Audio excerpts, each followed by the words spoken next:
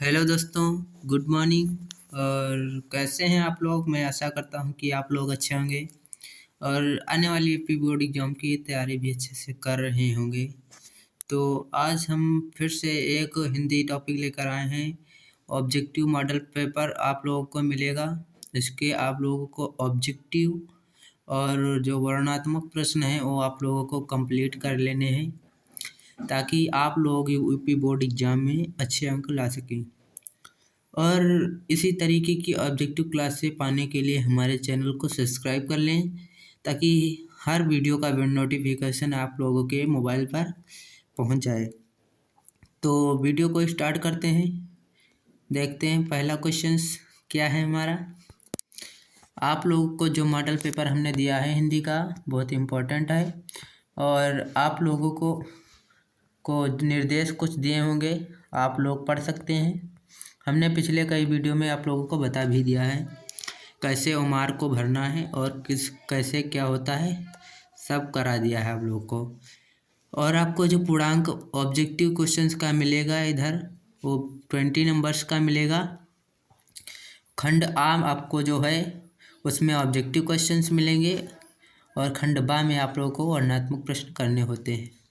वो भी आप लोगों को कॉपी पर करने होंगे और ये जो 20 प्रश्न होते हैं इनको आप लोगों को ओमार शीट पर करना होगा। तो वीडियो स्टार्ट करते हैं। देखते हैं हमारा क्वेश्चन पहला बहुविकल्पी क्वेश्चन है। हमारा पहला क्वेश्चन दिया है, बाबू गुलाब राय किस युग के लेखक हैं। बाबू गुलाब राय किस युग के लेखक हैं। कमेंट में आप लोग बताइए कि बाबू गुलाब राय किस युग के लेखक हैं। तो ऑप्शन दिया है भारतीय युग, ऑप्शन बी दिया हुआ है द्विवेदी युग, ऑप्शन सी दिया है शुक्ल युग, ऑप्शन डी दिया है शुक्लोत्तर युग।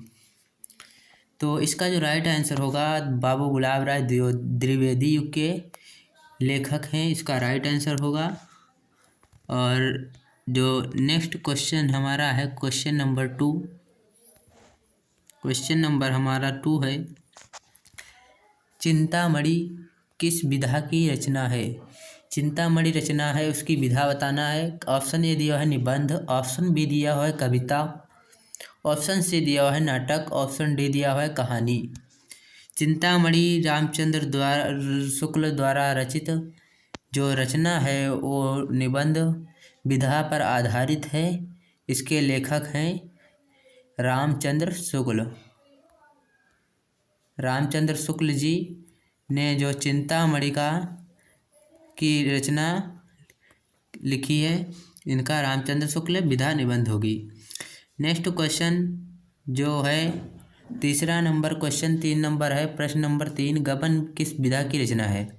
गबन किसकी रचना है, गबन किसकी रचना है पूछ रहा है।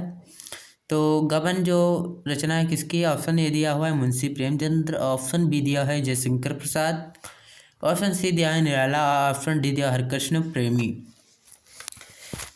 जो इसकी गबन जो रचना है वो हमारे मुंशी प्रेमचंद द्वारा रचित रचना है। इसका राइट आंसर होगा option number A Munshi Premchandra. Question number हमारा 4 दिया हुआ है, शुक्ल युग की समयावधि बताइए। शुक्ल युग की समयावधि कितनी से कितनी होती है। शुक्ल युग, द्विवेदी युग और आधुनिक काल की जो सारी समयावधियाँ जो हैं आप लोग याद कर लीजिए। ऑब्जेक्टिव क्वेश्चंस में आप लोगों को पूछा जा सकता है। तो जो शुक्ल युग की समयावधि क्या है, ऑप्शन ए दिया 1936 से 1943 ईस्वी तक, ऑप्शन बी दिया 1919 से 1938 तक, ऑप्शन सी दिया हुआ है 1900 से 1918 तक, ऑप्शन डी दिया हुआ है उपरोक्त में से कोई नहीं। तो जो शुक्ल युग की समयावधि है वो हमारी है 1919 से 1938 तक। शुक्ल युग की समयावधि है 1919 से 1938 तक। क्वेश्चन नंबर 5 दिया हुआ है, नीड़ का निर्माण फिर किस विधा की रचना है। नीड़ का निर्माण फिर किस विधा की रचना है। तो इसके ऑप्शन दिया हुआ है जीवनी, ऑप्शन बी दिया है आत्मकथा, ऑप्शन सी दिया है साक्षात्कार या फिर भेंट वार्ता कह सकते हैं, और ऑप्शन डी दिया हुआ है रेखा चित्र। तो जो नीड़ का निर्माण फिर रचना है वो हमारी आत्मकथा विधा पर आधारित है, यानी आत्मकथा इसकी विधा है। तो आत्मकथा इसका राइट आंसर होगा। नेट का निर्माण फिर आत्मकथा करेक्ट आंसर है। और जो नेक्स्ट क्वेश्चन दिया हुआ है, प्रिय प्रवास किस युग की रचना है? प्रिय प्रवास किस युग की रचना है? क्वेश्चन नंबर 6, प्रिय प्रवास किस युग की रचना है? द्विवेदी युग की है, भारतेंद्र युग की है, ऑप्शन सी दिया प्रगतिवादी युग की है, ऑप्शन डी दिया छायावाद युग की है। कमेंट में आप लोग ज़रूर बताइए कि किस युग की रचना है। कमेंट में बताइए जो प्रिय प्रवास रचना है वो किस युग की है। तो जो इसका पहला आंसर हमारा द्विवेदी युग इसका राइट आंसर होगा। द्विवेदी युग की जो प्रिय प्रवास अयोध्या सिंह उपाध्याय हरिवंश जी ने लिखी है वो द्विवेदी युग में लिखी थी। प्रिय प्रवास द्विवेदी युग की रचना है।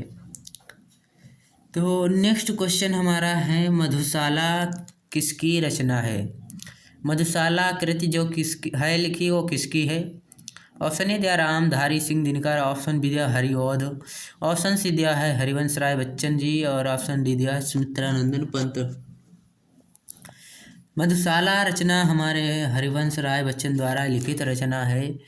तो हरिवंश राय बच्चन मधुशाला इसकी रचना जो है, हरिवंश राय बच्चन जी ने मधुशाला कृति को लिखा था, इसलिए मधुशाला हरिवंश राय बच्चन जी की कृति है। और नेक्स्ट क्वेश्चन दिया है 8 नंबर, भारत भारतीय किसकी रचना है? भारत भारती जो है रचना वो किसकी रचना है? सियाराम शरण गुप्त की है या मैथिली शरण गुप्त की है, या ऑप्शन सी दिया जयशंकर प्रसाद जी की है, ऑप्शन डी दिया महादेवी वर्मा की है। तो भारत भारती जो रचना हमारी है वो मैथिली शरण गुप्त द्वारा लिखी गई रचना है, भारत भारती मैथिली शरण गुप्त। नेक्स्ट क्वेश्चन देखते हैं कि आधुनिक काल कब से कब तक माना जाता है। देखते हैं दोस्तों, फिर से क्वेश्चन आ गया समयावधि। तो आप लोग समयावधि जो क्वेश्चंस हैं रिलेटेड वो आप लोग सारे क्वेश्चन से याद कर लें ताकि बोर्ड एग्जाम में कोई क्वेश्चन ना छूटे। ऑप्शन ए हमारा दिया हुआ है 1843 से अब तक, ऑप्शन बी दिया है 1643 से 1843 तक, ऑप्शन सी दिया हुआ है 1918 से 1936 तक, ऑप्शन डी दिया हुआ है 1936 से 1943 तक। तो इसका जो राइट आंसर होगा 1843 से अब तक इसका राइट आंसर होगा, जो कि राइट आंसर है इसका। आधुनिक काल जो माना जाता है 1843 से अब तक माना जाता है, इसका राइट आंसर होगा। आप लोगों को कोई क्वेश्चन अगर डाउट हो तो आप कमेंट कर सकते हैं, हम उसका आंसर आप लोगों को देंगे। और चलते देखते हैं अगला क्वेश्चन हम। तो प्रश्न नंबर जो 10 दिया हुआ है, मतिराम किस युग के कवि हैं? मतिराम किस युग के कवि? आधुनिक काल के हैं, आदिकाल के हैं, भक्ति काल के हैं, रीति काल के हैं। तो मतिराम जो है रीति काल के प्रसिद्ध कवि हैं। नेक्स्ट क्वेश्चन हमारा 11 नंबर क्वेश्चन है, हास्य रस का स्थायी भाव। हास्य रस का स्थायी भाव क्या है? तो हास्य रस का स्थायी भाव जो है वो हास है, इसका राइट आंसर होगा। हास्य रस का स्थायी भाव हास है। और करुण रस का स्थायी भाव जो होता है वो शोक होता है, इसलिए ऑप्शन हमारा ए जो करुण रस होता तो करुण रस का स्थायी भाव शोक है, और हास्य रस का स्थायी भाव हमारा हास है। और नेक्स्ट क्वेश्चन देखते हैं 12 नंबर क्वेश्चन, सोहत ओढ़े पीठ पतु श्याम सलोने गात, मनो नील मणि शैल पर आतप पर्यो प्रभात। तो इसका जो इसमें पूछ रहा है कि उपरोक्त पंक्तियों में कौन सा अलंकार है। प्रयुक्त पंक्ति जो आप लोगों को दी हुई है इसमें कौन सा अलंकार है पूछ रहा है। तो पूछ रहा है, ऑप्शन ए दिया है उपमा अलंकार है, ऑप्शन बी दिया है उत्प्रेक्षा अलंकार है, ऑप्शन सी दिया हुआ है रूपक अलंकार है, ऑप्शन डी दिया है श्लेषण अलंकार है। तो जो इस पंक्ति में अलंकार है वो आप लोगों का उत्प्रेक्षा अलंकार इसका राइट है। और नेक्स्ट क्वेश्चन दिया हुआ है 13 नंबर, रोला छंद में कुल कितने चरण होते हैं। रोला छंद में कुल कितने चरण होते हैं? वो क्वेश्चन दिया हुआ है। रोला छंद में कितने चरण होते हैं? तो 3 होते हैं या 2 होते हैं, 4 होते हैं या 5 होते हैं? तो रोला छंद में कुल 4 चरण होते हैं। इसका राइट आंसर होगा 4। और क्वेश्चन नंबर जो 14 दिया है हमारा, आकर्षण शब्द में किस उपसर्ग का प्रयोग किया गया है? आकर्षण शब्द में किस शब्द का प्रयोग किया गया है? ऑप्शन ए दिया है बी, ऑप्शन बी दिया है मान, ऑप्शन सी दिया है अंक, ऑप्शन डी दिया हुआ है आ। जो आकर्षण शब्द में उपसर्ग हमारा है वो ऑप्शन नंबर डी आ, यानी राइट आंसर होगा आ, आकर्षण में आकर्षण। और नेक्स्ट क्वेश्चन दिया हुआ है 15 नंबर यानी 15 नंबर क्वेश्चन है, रचना के आधार पर वाक्य के कितने भेद होते हैं? रचना के आधार पर 2 होते हैं वाक्य भेद, 5 होते हैं, 6 होते हैं, 3 होते हैं। इसका जो राइट आंसर होगा हमारा 3। इसका राइट आंसर होगा रचना के आधार पर वाक्य के 3 भेद होते हैं। वाक्य के 3 भेद होते हैं। कौन कौन से होते हैं? कर्मवाच्य और कर्मवाच्य होता है एक, और एक होता है कृतवाच्य। ये नहीं होगा दोस्तों। रचना के आधार पर वाक्य के 3 भेद होते हैं। और नेक्स्ट क्वेश्चन देखते हैं। तो ये लिखा था वाच्य के अगर जो भेद होते हैं वो हमारे 3 होते हैं वो भी, और रचना के आधार पर वाक्य के 3 भेद होते हैं। राइट आंसर है 3। इसका राइट आंसर होगा। 16 नंबर क्वेश्चन जो है, पीताम्बर में कौन सा समास है? पीताम्बर में कौन सा समास है? कर्मधारय समास है, द्वंद्व समास है, बहुब्रीहि समास है, तत्पुरुष समास है। कर्मधारय समास जो है वो नहीं होगा, और पीताम्बर में जो समास है बहुब्रीहि समास होगा। इसका राइट आंसर पीताम्बर में जो है बहुब्रीहि समास होगा। और नेक्स्ट क्वेश्चन दिया हुआ है, आंसू का तत्सम शब्द क्या होगा? अश्रु होगा, अंशु होगा, रोना होगा या आँख होगा? आंसू का तत्सम अश्रु इसका राइट आंसर होगा। अश्रु ऑप्शन नंबर ए, अश्रु इसका राइट आंसर होगा। और नेक्स्ट क्वेश्चन जो दिया हुआ है 18 नंबर क्वेश्चन है हमारा, कृतवाच्य में किसकी प्रधानता होती है?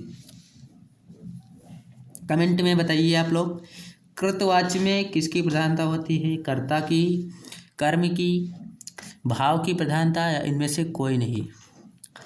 तो कर्तवाच्य में कर्ता की प्रधानता होती है। इससे ही पता चल जाता है कर्ता, कर्म, कर्म कर्म नहीं होगा। कर्मवाच्य में कर्म की प्रधानता, भाववाच्य में भाव की प्रधानता होती है, इसलिए कर्तवाच्य में कर्ता की प्रधानता होती है। और नेक्स्ट क्वेश्चन दिया हुआ है, नेक्स्ट क्वेश्चन है कि ताभ्यः शब्द में वचन एवं विभक्ति बताना है। काव्यः, ताभ्यः जो शब्द दिया है उसमें वचन एवं विभक्ति क्या है? षष्ठी विभक्ति बहुवचन, यानी षष्ठी विभक्ति एकवचन। ऑप्शन बी दिया सप्तमी विभक्ति द्विवचन, और ऑप्शन सी दिया हुआ है षष्ठी विभक्ति बहुवचन, ऑप्शन डी दिया हुआ है चतुर्थी विभक्ति बहुवचन। तो इसका जो राइट आंसर होगा चतुर्थी विभक्ति बहुवचन, इसका राइट आंसर होगा ताभ्य शब्द का। और 20 नंबर क्वेश्चन जो लास्ट क्वेश्चन दिया हुआ है हमारा, निम्नलिखित में सर्वनाम बताना है। सर्वनाम कौन सा है? मनुष्य है, बचपन है, वह है, इनमें से कोई नहीं। तो इसका जो सर्वनाम होगा हमारा वह होगा जो शब्द संज्ञा की विशेषता, जो सब संज्ञा के स्थान पर प्रयोग किए जाते हैं, यानी नाउन के स्थान पर जो प्रयोग किए जाते हैं वो कहलाते हैं सर्वनाम। तो हमारा राइट आंसर वह हो जाएगा इसका। नेक्स्ट क्वेश्चन देखते हैं वर्णनात्मक प्रश्न। वर्णनात्मक प्रश्न में आप लोगों को ये व्याख्याएं मिलेंगी करने को। एक गद्य से आप लोगों को क्वेश्चन पूछे जाएंगे, जैसा कि इस पे पूछा गया है। निम्नलिखित गद्यांश पर आधारित 3 प्रश्नों का उत्तर देना है। पहला क्वेश्चन आपका है उपरोक्त गद्यांश का संदर्भ लिखना है। और नेक्स्ट क्वेश्चन जो दिया हुआ है सेकंड नंबर, गद्यांश के रेखांकित अंश की व्याख्या करनी है। और क्वेश्चन तीसरा बताना है लेखक के अनुसार समाज में विभिन्नता देखकर लोग एक दूसरे की ओर आकर्षित होते हैं। ये आप लोगों को करना है। और इसके साथ ही आप लोगों को अथवा में व्याख्या दी है एक हे भगवान। आप लोग ये भी कर सकते हैं, जो आप लोगों को याद हो आप लोग कर सकते हैं। तो इसमें भी आप लोगों को 3 क्वेश्चंस करने पड़ेंगे और फिर आप लोगों को पद्य में एक व्याख्या पूछी जाती है। क्वेश्चन नंबर फर्स्ट में जो आप लोगों को पूछी गई थी पद्य में व्याख्या, उसी तरीके से क्वेश्चन होंगे, उसी तरीके से इसमें होंगे, पद्य में होंगे और गद्य में उसी तरीके से होंगे। इसमें भी संदर्भ लिखना है और रेखांकित अंश की व्याख्या और अलंकार बताना है। और जो इसमें अलंकार चरण कमल बंधो हरिराई में अलंकार रूपक अलंकार है, तो इसमें रूपक अलंकार हो जाएगा। और इसी तरीके से अथवा में व्याख्या इसमें भी दी है। और क्वेश्चन नंबर 3 में आप लोगों को अनुवाद करना होगा और इसमें क्वेश्चन लिखा है कि ऐसा नगरी भारतीय संस्कृता भाषायाम केंद्र स्थलम अस्ति। इसका आप लोगों को हिंदी में अनुवाद करना पड़ेगा।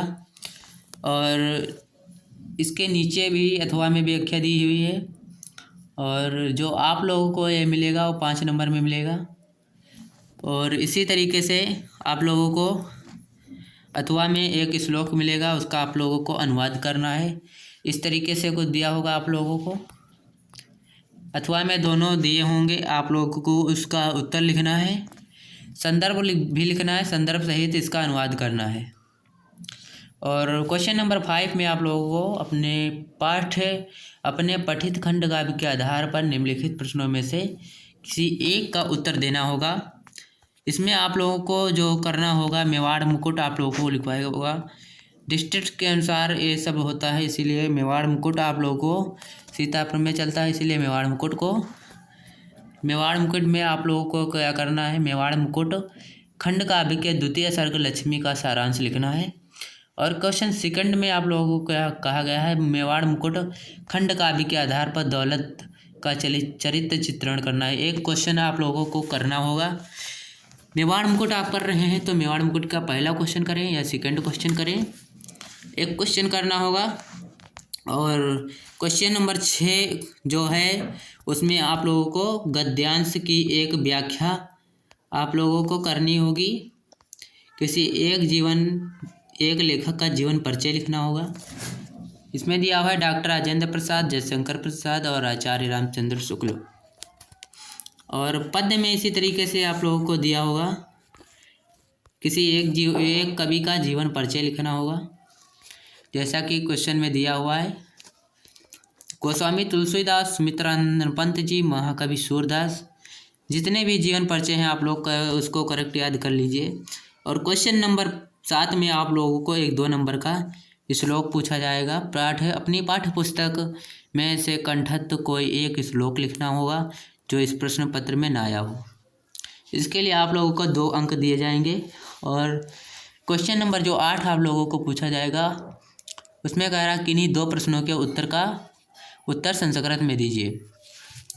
किन्हीं 2 प्रश्नों के उत्तर हमें संस्कृत में देना है इसका। तो इसमें आप लोगों को किन्हीं 2 प्रश्नों के उत्तर देने हैं।